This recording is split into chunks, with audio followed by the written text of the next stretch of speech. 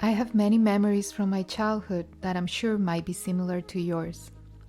The smell of the wet soil after a rainy day, the tickling sensation of grass in summertime, the sun running through our fingers and toes while the water is splashing in the background, the fragrance of different plants and trees, in my case, ranging from pines and eucalyptus from La Cordillera de los Andes to tropical plantain fields on the Atlantic coast.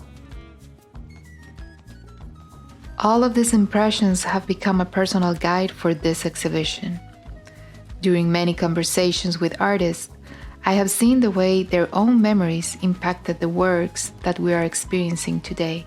It is a fascinating intersection of past and present memories, rooted in the greatest depths of their culture, social dynamics, their communities, and their very beings. Through these conversations, the way that we are all interconnected became more and more evident.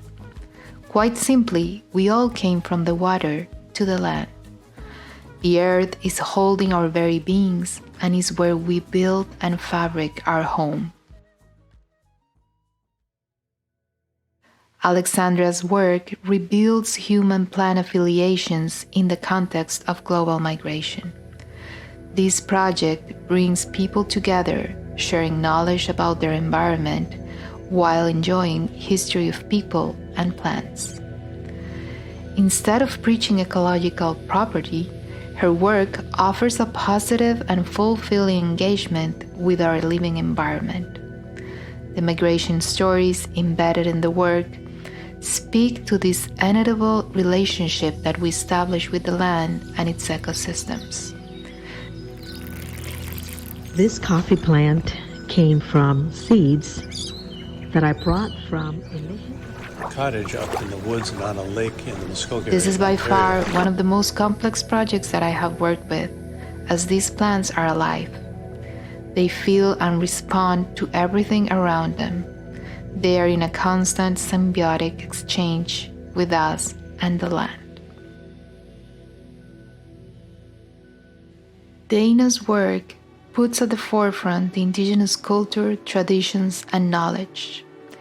I have always admired her work, and it was an exciting opportunity for me as a curator to include Tatanka 1 and 2 in this exhibition. Here, she exposes the buffalo through a high hue of color range, almost creating a pop effect to open hard conversations about the brutal colonialism actions against native communities and beliefs. The tanka is not only a symbol of life, spirituality, bravery, kindness, strength, and respect, but an animal that provides shelter with its hide, meat for food, horns for utensils, and inner organs for containers and medicines. It nearly became extinct due to colonial tactics during the period of extermination, and its value as an international commodity. It is powerful to observe the connection of this animal with the land and the important role it plays in building the backbone of native communities. I met Helios' work through the RBC Newcomer Award. I immediately felt connected with his concept of invisibility, which explores social erasure and displacement. As an immigrant myself, I remember walking through the streets of Toronto a couple of years ago, feeling completely invisible.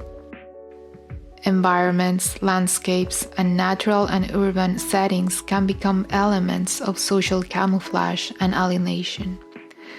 To blend in a particular landscape by behaving differently or suppressing certain ideas or actions, it's a common response to non-negotiable systems, and many immigrants deal with these situations on a daily basis.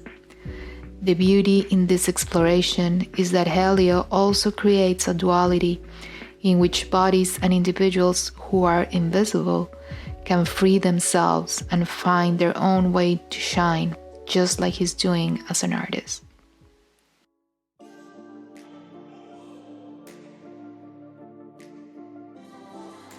Nava's installation literally, physically, and digitally explores the idea of finding home in between cultures. She was born in Netivot, Israel, to a Moroccan Jewish family, and in this performative work, she researched for more than 3 years her family heritage and kinship by going back and tracing their parents' footprints. It was like seeing the script of a movie becoming alive and an interactive element of its own. The more she kept exploring the multiple physical and imaginary borders, the more she was able to offer an exciting opportunity to experience multiple realities in which time, space, and memory can coexist in the present. Our Home, Our Communities is an art-based community project exploring ideas of what home means and how we construct this important notion between ourselves and others. I'm grateful that Muse Arts team delivered this meaningful community work where many conversations considered the housing crisis, gentrification, exploitation of natural resources, among the concept of home in relation to the land.